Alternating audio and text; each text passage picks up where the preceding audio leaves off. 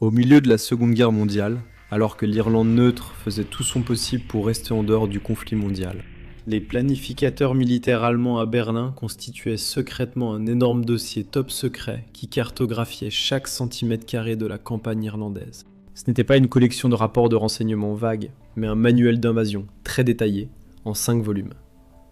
Le tout accompagné de photos des plages locales, de plans de rues de petites villes, et même des noms et adresses des propriétaires de garages locaux, connus sous le nom d'Opération Verte ou Unternehmen Grün.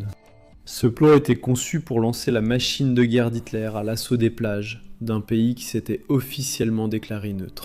C'est l'un des chapitres les plus méconnus de la Seconde Guerre mondiale, révélant à quel point l'Irlande a failli être entraînée au cœur du conflit, et comment la position pacifique d'une nation ne signifiait absolument rien aux yeux du haut commandement allemand.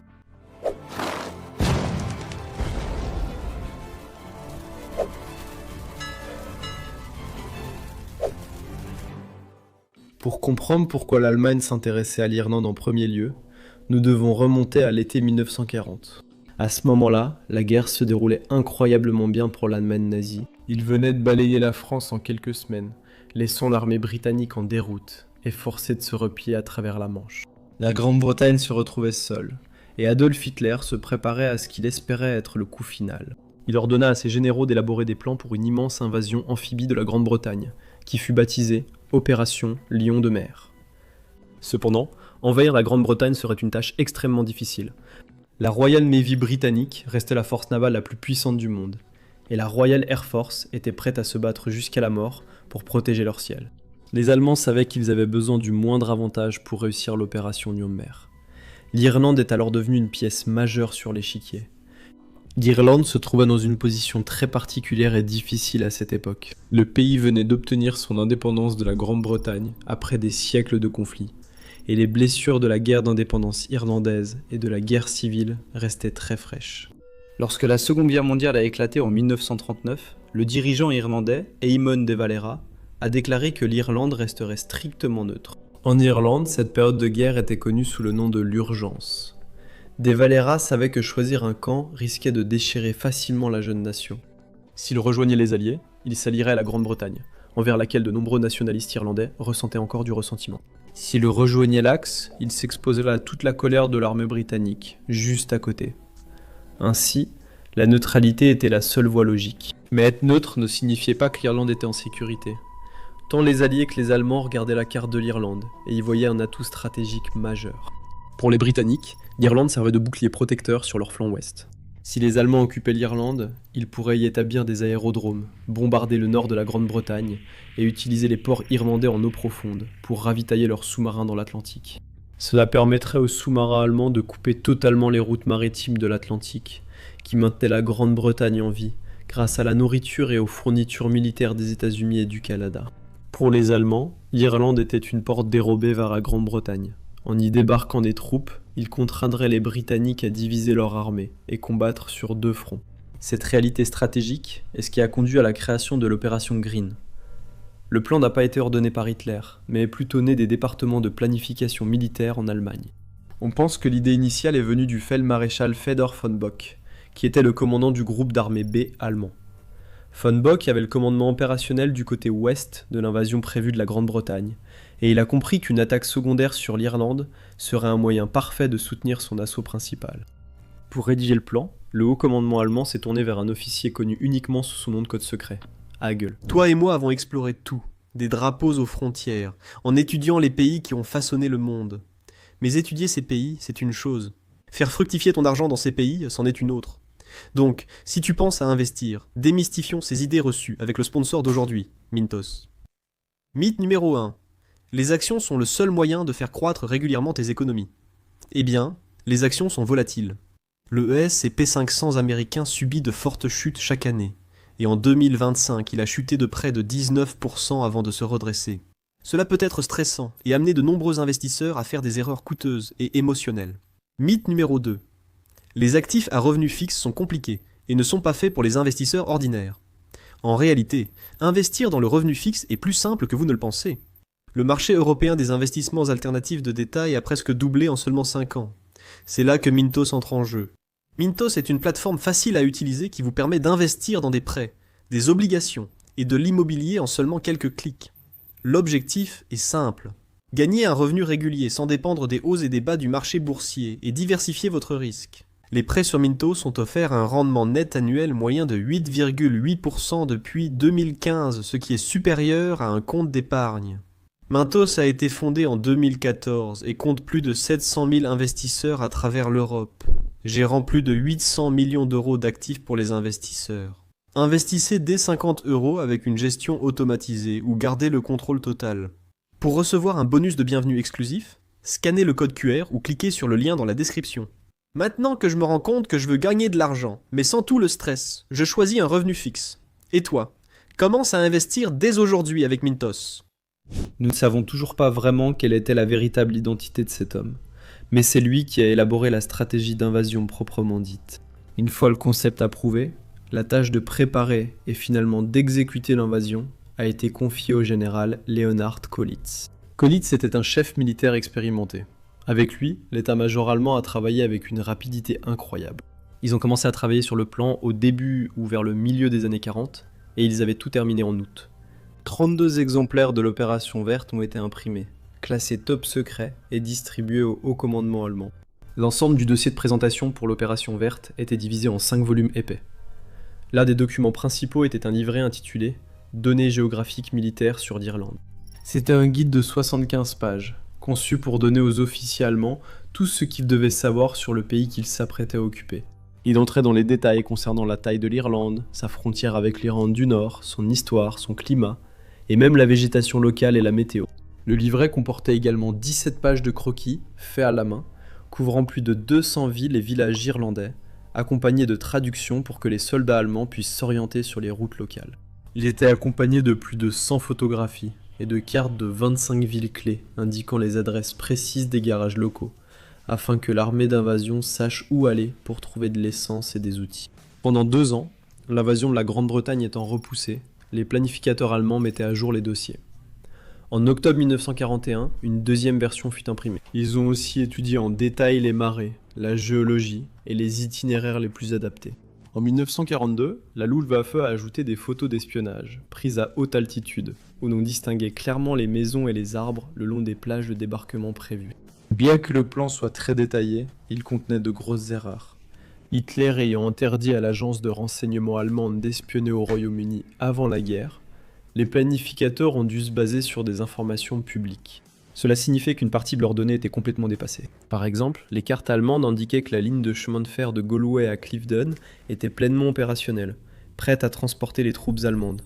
Mais le gouvernement irlandais l'avait en réalité fermée dès 1935. Les Allemands ont également écrit que l'Irlande disposait d'un excellent réseau routier pour déplacer une armée d'invasion, ce qui était une grosse exagération de l'état des routes rurales irlandaises en 1940. Mais il y avait un domaine où les Allemands avaient des renseignements parfaits, et c'était la centrale de Cloucha. La centrale électrique sur la rivière Shannon.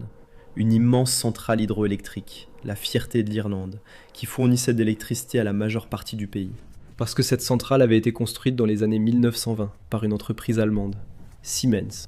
Cette connexion a permis à l'armée allemande d'avoir accès au plan d'ingénierie complet de la centrale, ce qui en faisait l'une des cibles les plus précisément détaillées de tout le plan d'invasion. Il y a toujours eu beaucoup de discussions et de confusion au sujet de l'implication de l'armée républicaine irlandaise dans ce plan. Beaucoup de gens ont supposé que l'IRA travaillait main dans la main avec les Allemands pour planifier l'invasion, mais les archives historiques montrent que ce n'est pas vrai. L'opération Green a été entièrement créée par des officiers allemands, sans aucune aide ni contribution de l'IRA. En fait, le plan allemand ne mentionne même pas l'IRA dans ses estimations militaires. Il se concentrait principalement sur des calculs militaires standards et ne voulait pas dépendre d'un groupe de, je suppose, militants clandestins. En 1942, le gouvernement irlandais a en fait mis la main sur une copie de l'opération Green. L'armée britannique avait réussi à en obtenir une copie et l'a transmise au service de renseignement militaire irlandais. Les officiers irlandais ont rapidement traduit les documents pour voir à quoi ils avaient affaire. Et, en découvrant que l'Allemagne avait des plans détaillés pour envahir leur pays, eh bien, cela a été un véritable électrochoc pour le gouvernement irlandais.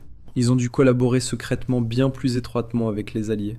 Des officiers irlandais et britanniques ont organisé des réunions secrètes pour coordonner leur défense. Et le gouvernement irlandais a autorisé certains soldats à traverser la frontière pour suivre un entraînement des forces spéciales auprès de l'armée britannique.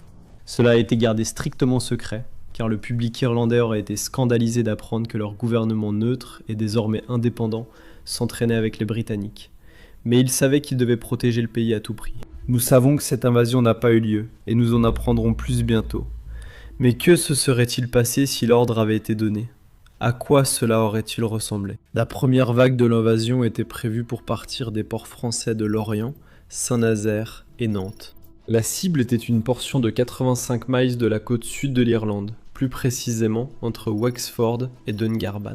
La première vague serait composée d'environ 3900 soldats hautement entraînés, comprenant de l'artillerie, des commandos, des bataillons d'infanterie motorisés, un bataillon du génie pour la construction de ponts et quelques compagnies anti-aériennes. Ils visaient à prendre des ports locaux et avancer ensuite en combattant vers l'intérieur. Une fois qu'ils auraient atteint environ 30 miles, ils voulaient établir une ligne défensive solide, allant de Gorey sur la route principale vers Dublin, traversant le sommet du mont Leinster, passant par Thomastown et se terminant à Clonmel. Cette ligne protégerait la zone de débarquement des contre-attaques immédiates. Une fois la tête de pont sécurisée, les Allemands comptaient faire venir 3 divisions, soit 50 000 soldats, pour occuper et avancer plus loin dans l'île. Les planificateurs allemands ont examiné plusieurs sites de débarquement potentiels le long de la côte, y compris l'estuaire du Chalon, la baie de Galway, la baie de Donegal et quelques autres. Ils ont choisi Wexford et Waterford comme cibles principales, car plus proches de leur base française. Le principal problème de l'opération Green était la logistique pour y acheminer les troupes. C'est pourquoi le grand amiral Erich Raeder, le chef de la marine allemande, aurait détesté ce plan. Il a souligné que la marine allemande n'avait tout simplement pas les navires nécessaires pour mener une invasion de l'Irlande, tout en essayant également d'envahir la Grande-Bretagne. Pour l'invasion de l'Irlande, les Allemands ne pouvaient compter que sur 2 navires à vapeur et 3 petits bâtiments côtiers. Pour aggraver les choses, ces navires de transport lents devraient contourner toute la pointe sud-ouest de l'Angleterre, les mettant directement à portée de la marine royale britannique et de la Royal Air Force. Les planificateurs allemands savaient que la route était très dangereuse. Alors ils exigèrent que chaque navire d'invasion soit fortement armé de canons anti-aériens. S'ils avaient réussi contre toute attente à envahir l'Irlande, cela aurait probablement complètement changé le cours de la Seconde Guerre mondiale. Et l'occupation allemande de l'Irlande aurait été un cauchemar pour la Grande-Bretagne. L'armée aurait été obligée de diviser ses forces, envoyant des milliers de soldats en Irlande du Nord pour défendre la frontière et protéger son flanc ouest. Cela aurait détourné des ressources désespérément nécessaires à la défense de la Manche. Plus réalistement, ils auraient probablement laissé l'Irlande du Nord tomber et auraient été complètement isolés sur l'île de Grande-Bretagne, entourés de toutes parts par l'ennemi. Avec des troupes allemandes en Irlande, la Luftwaffe aurait établi des bases aériennes. Ils auraient permis des bombardements dévastateurs sur les villes industrielles du nord de la Grande-Bretagne, de l'Écosse et du Pays de Galles, jusque-là hors de portée allemande. Cela aurait aussi changé la bataille de l'Atlantique. Les sous-marins allemands auraient utilisé les ports en eau profonde d'Irlande pour se ravitailler, leur permettant de chasser les navires marchands alliés plus loin dans l'océan.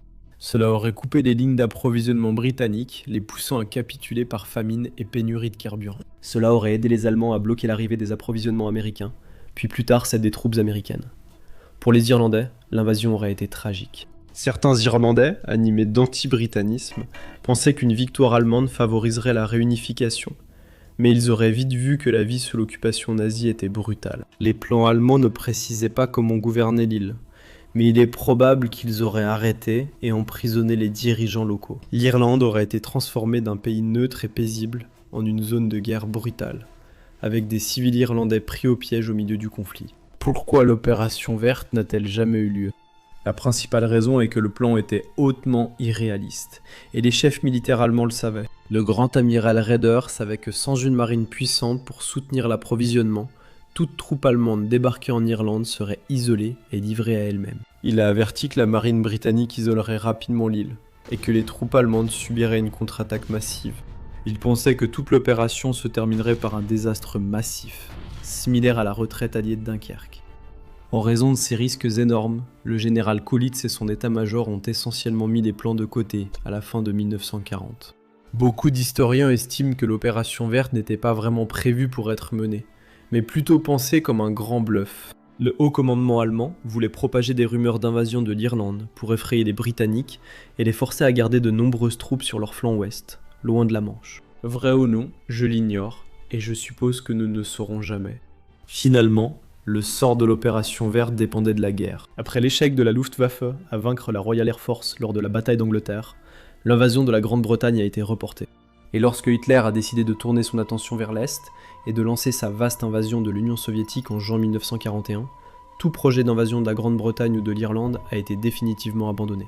En 1943, l'invasion de la Grande-Bretagne a été officiellement annulée, et l'opération verte n'est devenue rien de plus qu'un dossier oublié dans une archive militaire. Un rappel de la façon dont une nation neutre a failli être entraînée au cœur du conflit mondial.